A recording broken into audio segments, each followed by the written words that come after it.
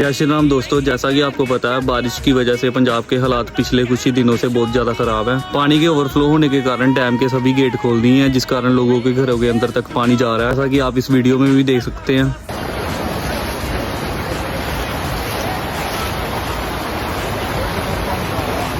ताकि आपने वीडियो में देखा कितना कितना पानी आ चुका है और जिनकी भी फैमिली इन फ्लड से जूझ रही है, सरवाइव कर रही है, भगवान से मैं उनके लिए प्रार्थना करता हूँ कि जल्द से जल्द सब कुछ ठीक हो जाए। और जिसको भी हेल्प की ज़रूरत है, मैंने हेल्पलाइन नंबर नीचे कैप्शन में डाल दिया है, तो आप वहाँ से डायल कर सकते हैं।